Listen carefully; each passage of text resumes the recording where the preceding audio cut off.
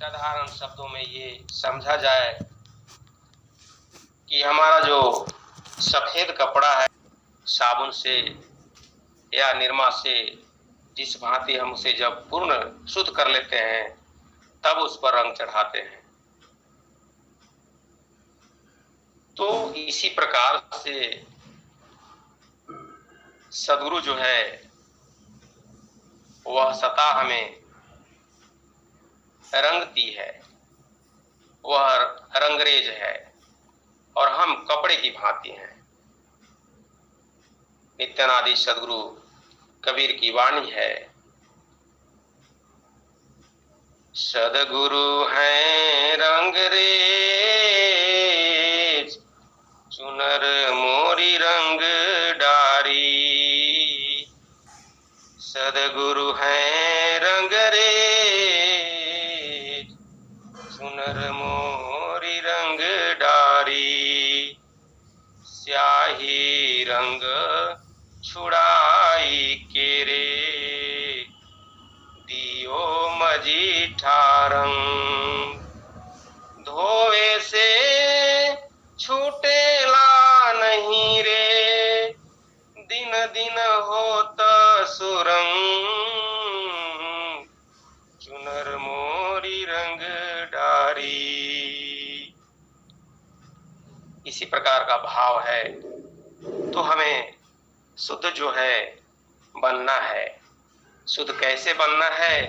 स्वरवेद की वाणी कहती है, स्वामी जी कहते हैं साधक साधिकाओं को, प्रथम ही शोधाचार है देह वस्त्र स्थान।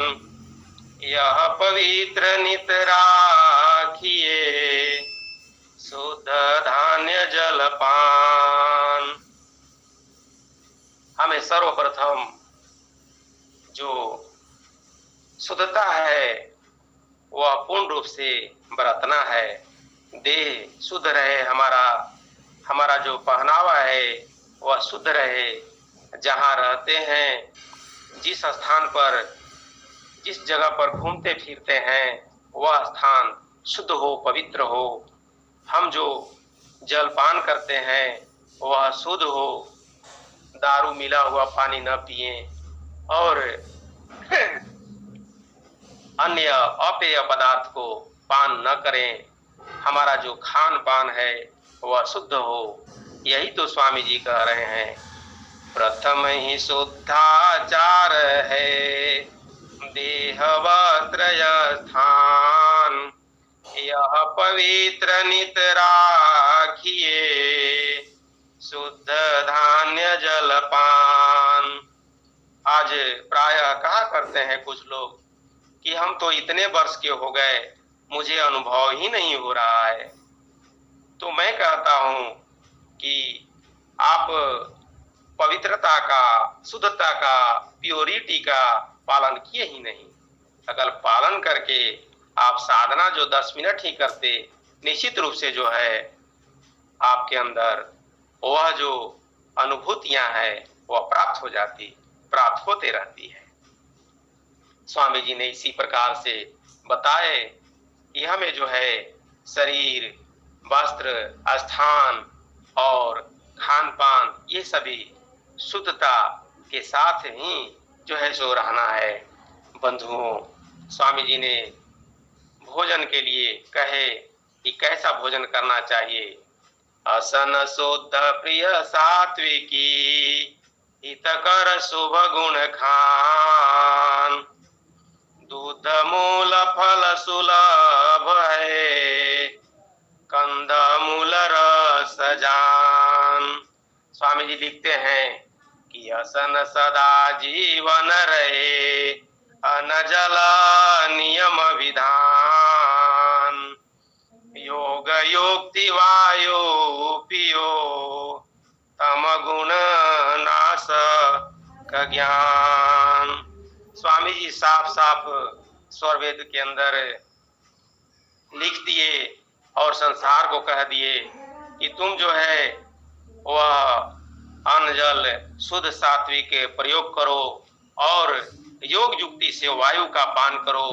देखो फिर क्या तुम्हारे अंदर जो तामसी गुण है वह धीरे धीरे नष्ट होता जाएगा और ज्ञान जो है सो रिष्ट होता जाएगा। तो हमें भोजन जो है सो विशुद्ध रूप से करना है। स्वामी जी कई दोहे लिखे हैं जो स्मरण पर आते जा रहा है। मद्य मांस मल चरस जो गांजा भांग अफीम तंबाकू में त्याज्य है योग रहस्य यसीम। इसी प्रकार से स्वामी जी कहे कि हमें जो है मद्य मांस इत्यादि जो और संकेत करते हैं युक्ताहार विहारस्य युक्त चेष्टस्य कर्मसु युक्त स्वप्नावबोधस्य योगो भवति दुःखः। कहते हैं कि हमारा जो आहार है वह युक्त होना चाहिए, हमारा जो विहार है वह युक्त होना चाहिए और जो भी हम कर्म करते हैं वह युक्त होना चाहिए। इसी प्रकार से यहाँ पर युक्त की बात कही गई है और भी बताया गया है।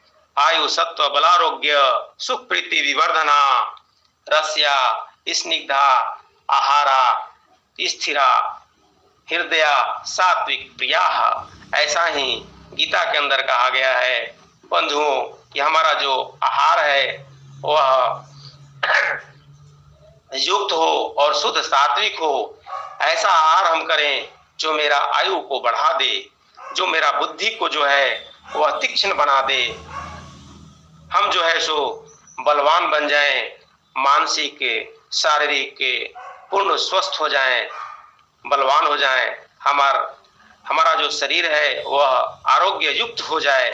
सुख बढ़ाने वाला भोजन करें, प्रीति युक्त भोजन करें, रस युक्त भोजन करें, चिकना भोजन हो, स्थिर रहने वाला हो, प्रिय हो, हमारे शरीर के लिए हितकारी हो, शुद्ध हो, सात्विक हो। ऐसा भोजन ही करने का निर्देश जो है सो दिया गया है। स्वामी जी इसी बात को बताए हैं। इसी प्रकार से जो हमारा भोजन जब सही हो जाएगा तो हमें जो है सोने में भी जो है सो सहूलियत होगी। सोने के लिए भी स्वामी जी निर्देशित किए हैं। स्वामी जी कहते हैं कि तन रक्षा भोजन करे अल्पहारी संत नाम सने विकल है निसी दिन भजनायनंत। हमें जो है शरीर मेरा किसी प्रकार का रोगी न हो, हृष्ट पुष्ट बना रहे और इस प्रकार का अल्पाहार करना है और उस चेतन मंडल को जो है सो हमें पकड़े रहना है। सदगुरु ने जो हमें भेद दिए हैं, स्वामी जी बताए कि नाम सने ही विकल है निसी दिन भजन अनंत। इसी प्रकार से स्वामी जी लिखते हैं कि अल्पहारी साधक नाम संख्यायुत कर ग्रास 1.5 याम निशि सोवहु शेष यामय अभ्यास। जब साधक की साधना चलने लगती है तो सचमुच के उन्हें नींद जो है सो नहीं आती। और ऐसा नहीं है कि रात में नींद नहीं आती तो दिन में जो है उन्हें आलस्य सताती है, और ऐसा भी बात नहीं है, क्योंकि जो है वैसा कहीं भी देखा नहीं गया है। मैं तो इसे भली भांति जानता हूँ। और साधक की जब साधना चलने लगती है तो ऐसा नहीं है कि सिर्फ ब्रह्म मुहूर्त काल में ही वो साधन करता है। जब वह चेतनधार, वह जो मकर तार की डोरी है, जो सूक्ष्म यह ज्ञान है, जब हमें उधर लग जाती है, जुड़ जाती है, तो फिर आलस, निद्रा, तंद्रा ये सभी जो है सो नष्ट हो जाते हैं और वह जो साधक है वह मस्ती में मगन रहता है। बंधुओं, यहाँ पर स्वामी जी इसीलिए कहे कि अल्पहारी साधक न संख्यायुत कर ग्रास। कवर गिन करके खाने की बात कही जा रही है। हम कितना कवर खाते हैं उतना ही खाना है। 1.5 याम निसि सोवहु, 1 याम 3 घंटे की होती है और 1.5 याम 4.5 घंटे की हो गई, तो उतना ही साधकों को सोने की बात कही जा रही है और इतना में ही नींद पूरा हो जाता है। लेकिन जब हम पूरा अपना टोटे तक अगर खींच कर खा लेते हैं तो निश्चित रूप से शरीर के अंदर जो है सो वह तंद्रा और वह निद्रा सताएगी ही, आलस्य बढ़ेगा, शरीर भी रोगी होता जाएगा। इसी प्रकार से स्वामी जी ने कई दोहे रचे हैं। तो बंधुओं, स्वामी जी इतना तक भी कह दिए कि साधक निद्रा स्वान समा, साधक निद्रा स्वान समा, सोय जागर साथ, फिर उठी लागे भजन में, भजन से होय सनाथ। ऐसी घटनाएं किन किन साधक साधिकाओं के साथ घटी है, जो घटी है जिनके साथ वो जानते होंगे। और इसी प्रकार से स्वामी जी कई दोहे लिखे हैं जो जब हम पढ़ते हैं, जब पाठ करते हैं तो नहीं अगाते हैं। उन्होंने, स्वामी जी ने कहा कि क्रमशः निद्रा जीतिए, करो नियम अभ्यास। स्वामी जी कह रहे हैं कि क्रमशः लगातार निद्रा को जीतने की बात कही जा रही है। क्रमशः निद्रा जीतिए, करो नियम अभ्यास, अनाद मंडल पहुँच कर, निद्रा होय विनाश। इसी प्रकार से स्वामी जी साफ साफ लिख दिए हैं, निद्रा तंद्रा सब खत्म, आलस्य जम्हाई ऊंघाई सब खत्म। जब हमारा साधना जो है द्रुत गति से सद्गुरु चरणों में लगकर चलने लगता है तो बंधुओं, हम सबों की आवश्यकता है कि निश्चित रूप से योगाभ्यास करते रहें। इसी प्रकार से संतों ने भी इसी प्रकार से जगाए हैं। ये निद्रा जो है सांसारिक है, सांसारिक निद्रा, बाह्य निद्रा की बात कही गई, लेकिन एक निद्रा जो है वह मोह निद्रा है। संतों ने कहा कि इस निद्रा से तो सामान्य साधक साधिकाएं जाग जाते हैं, लेकिन जो ओरिजिनल जो निद्रा है, जो निशा है, वह क्या है?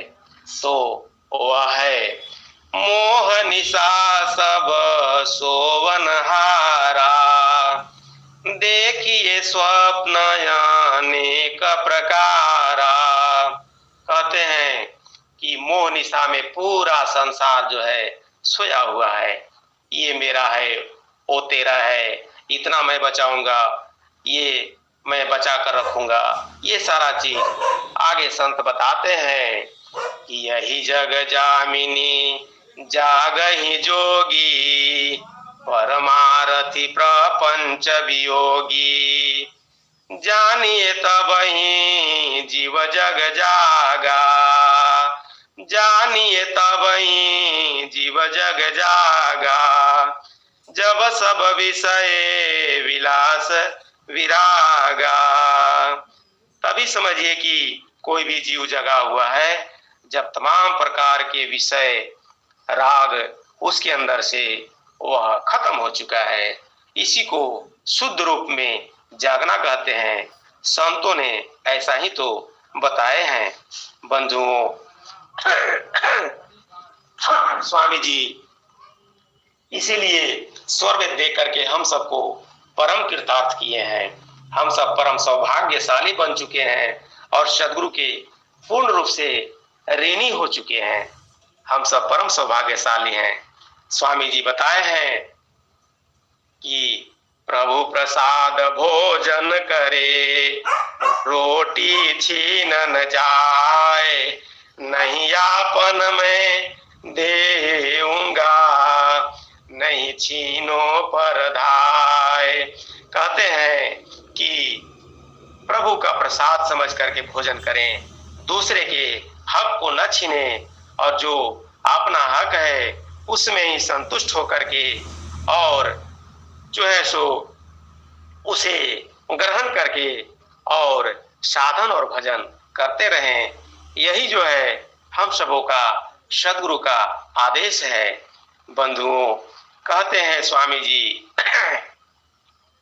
बताते हैं कि जितने भी संसार में जीव हैं वो सबको भोजन की आवश्यकता है, लेकिन उनको भोजन भी जो है उतना ही करने की आवश्यकता है जितना उनको जरूरी है, लेकिन वैसा नहीं होता।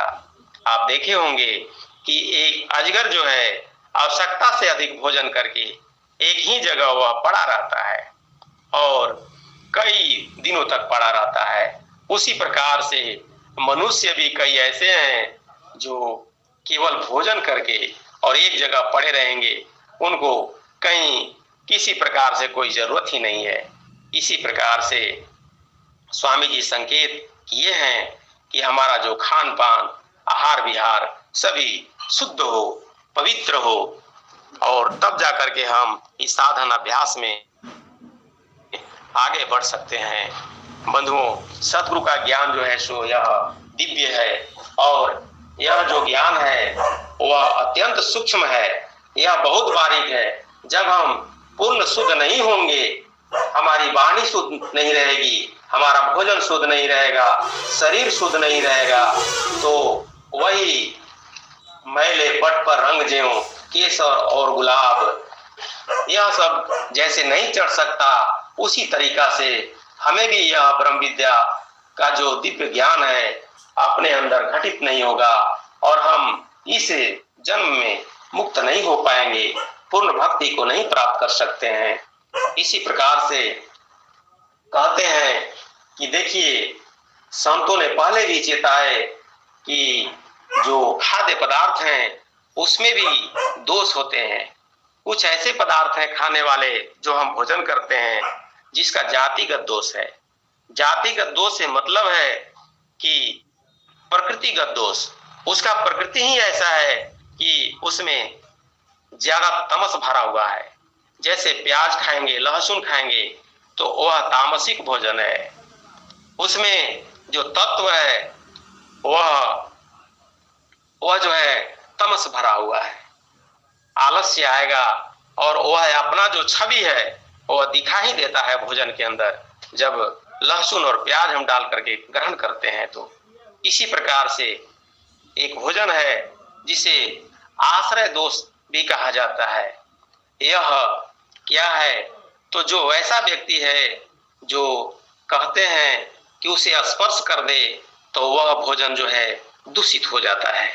कहते हैं, आगे भी शास्त्रों के अंदर बताया जाता है कि एक निमित्त दोष होता है। जैसे जब हम भोजन करते हैं तो वो क्या होता है कि बाल या कोई कीड़ा या मक्खी अगर पड़ जाता है भोजन में, तो खुद ही हम लोगों को भोजन करने के लिए जो है सो इच्छा नहीं करता, क्योंकि वह जो है सो कीड़ा पड़ जाने के चलते हम घृणित हो जाते हैं। इसी प्रकार से जो है हर जगह भोजन के लिए भी जो है सो निर्देशित किया गया है। स्वामी जी ने शब्द प्रकाश के अंदर लिख दिए, प्रिय मांस खाने वाले तो नष्ट हो रहा है, यह दुर्लभ नर की देही पशुवत बिता रहा है। प्रिय मांस खाने वाले तो नष्ट हो रहा है, प्रिय मांस खाने वाले तो नष्ट हो रहा है। स्वामी जी कहते हैं, ऐ ऋषियों के दुलारे तू मलेच्छ हो रहा है, ऋषियों को देख निज को तो पतन हो रहा है, प्रिय मांस खाने वाले तो नष्ट हो रहा है। तो स्वामी जी ने कहा कि है प्रिय आत्माओं, प्रिय मानवों, मनुष्यों, तुम मांस क्यों खाते हो? मत खाओ ना, तू नष्ट हो रहा है, तुम ऋषि के दुलारा है और तुम मलेच्छ बन रहा है। इसलिए तुम ऋषि को देख करके और अपने को पहचानो और पहचान करके पतन मत होको। इसी प्रकार से आगे भी इस पद में स्वामी जी बताते हैं कि रावण जो है वह विप्र कुल में था, उसे राक्षस कहा गया। किसके चलते? इसी के चलते। और तुम भी मांस खाते हो। इसी प्रकार से स्वामी जी कहते हैं कि अभक्ष मांस खा कर निर्बुद्धि बन रहा है। अभक्ष है, इसको कहते हैं। एक संत मानस के अंदर बताते हैं कि अशुभ वेश भूषण धरे, भक्षा भक्ष जे खाई, तेई जोगी तेई पूज्य नर, पूज्यते कलियुग माही। कहते हैं कि अशुभ रूप में भेष धारण कर लेगा कलियुग का जोगी और मनुष्य, और वेशभूषा अशुभ धरेगा, मार जो है उजला पीला त्रिपुंड लगा लेगा माथे पर, और जो खाने योग्य भी पदार्थ होगा उसे भी खाएगा, और जो खाने योग्य नहीं होगा उसे भी खाएगा। सब कुछ खाएगा, वो मांसाहार भी करेगा और शाकाहार भी करेगा, जो बुझाएगा सो खाएगा, मार त्रिपुंड लगाएगा। और संसार में जो निर्बुद्धि मनुष्य हैं उनसे पुजवाएगा। एक कलियुग के साधु सन्यासियों के बारे में संतों ने चेताया है, और उसी पर दुनिया रीझेगी, उसी को असली साधु कहेगी। तो स्वामी जी भी इसी बात को कहे कि यह मनुष्यता का हनन है। बंधुओं, स्वामी जी ने हम सबों को बहुत कुछ बताए हैं, और स्वामी जी के जितना भी नियम कानून विधान है वह स्वरवेद के अंदर वर्णित है। इसीलिए हम सब परम सौभाग्यशाली हैं कि स्वरवेद का पाठ जब नित्य प्रति करते हैं तो हमें बोध बहुत प्राप्त होता है, और संतों के सत्संग में जब रहते हैं तो जो है वहां पर संतों की वाणी के माध्यम से स्वरवेद की वाणी श्रवण करते हैं, नित्यनादि सदगुरु के कबीर की वाणी श्रवण करते हैं, मुनिंद्र ऋषि की वाणी श्रवण करते हैं, भृगु बेन इत्यादि ऋषियों की वाणी, वेदों की वाणी श्रवण करते हैं। स्वामी जी और संत प्रवर जी क्या कहे कि हमें जो है वेद की वाणी को जो है हमेशा ही स्मरण करते रहना है, बीजक की वाणी को हमें हमेशा ही स्मरण करते रहना है, स्वरवेद की वाणी से जो है हमें हमेशा ही लवलीन होते रहना है। स्वामी जी इस बात को मन से तो बोल ही रहे थे। इसीलिए बंधुओं, हम सब परम सौभाग्यशाली हैं। समय बड़ा द्रुत गति से गुजारता जा रहा है। स्वामी जी तो स्वरवेद के अंदर कहते हैं कि इंद्रिय मन वाणी असना संत संयमी होए, अटल नियम दृढ़ संत का, दृढ़ प्रतिज्ञा पर सोए। स्वामी जी साफ साफ लिख दिए स्वरवेद के अंदर, कहते हैं कि तुलसी मीठे वचन से सुख उपजे चहुओर, वशीकरण एक मंत्र है, तजदे वचन कठोर। तो वशीकरण है, हमें शास्त्र बताता है कि सत्यम ब्रूयात प्रियम ब्रूयात अप्रियम सत्यम न ब्रूयात। कहते हैं नीति वचन है, प्रिय वाक्य प्रदानेन सर्वे तुष्यन्ति जन्तव, तस्मात् तदेव वक्तव्यम वचने का दरिद्रता। स्वामी जी ने स्वरवेद के अंदर इसीलिए बताए। इन सभी को कटिंग करते हुए स्वामी जी कहते हैं कि अज्ञानी वचना ज्ञानी वचना आप्त वचन परमाण, अजयनादि सदगुरु वचना, सब पर महाप्रधान। कहते हैं एक वाणी अज्ञानियों की होती है, उसमें भी लोग फंसे हुए हैं। एक वाणी जो होती है, वचन जो है, वह अज्ञानियों की होती है, उसमें भी कुछ लोग बझे हुए हैं। एक वाणी जो है आप्त वचन होती है, उसमें भी कुछ लोग फंसे हुए हैं। लेकिन एक जो है वचन जो है, वाणी जो है, अमृतमयी जो वाणी है, वह सदगुरु की वाणी है। वह सभी वाणियों से प्रधान है। सिर्फ और सिर्फ सदगुरु की वाणी ही प्रधान है और सदगुरु की वाणी ही हमें श्रवण करनी चाहिए। स्वरवेद की वाणी ही हमें श्रवण करनी चाहिए। हम सभी का इसी में जो है सो कल्याण है और सब प्रकार का लाभ ही लाभ है और सब ओर से, सब क्षेत्र से सबका भलाई है, हितकारी है। तो शायद मुझे समय कम दिया गया था, अब मैं ज्यादा नहीं कहना चाहता। बातें तो बहुत है और अगर प्रवचन किया जाए तो घंटे, 2 घंटे, 4 घंटे भी लग जाएंगे। सदगुरु की वाणी अनंत है। तो हम सदगुरु चरणों में सदगुरु से प्रार्थना करते हुए, हे प्रभु, हम सभी का आध्यात्मिक विकास हो, आपके चरणों की छत्र छाया में रहते हुए साधन, सेवा और सत्संग करते रहें। इन्हीं अभ्यर्थनाओं के साथ सदगुरु चरणों में अपनी वाणी को यहीं पर विराम देता हूँ। बोलिए सदगुरुदेव भगवान की जय।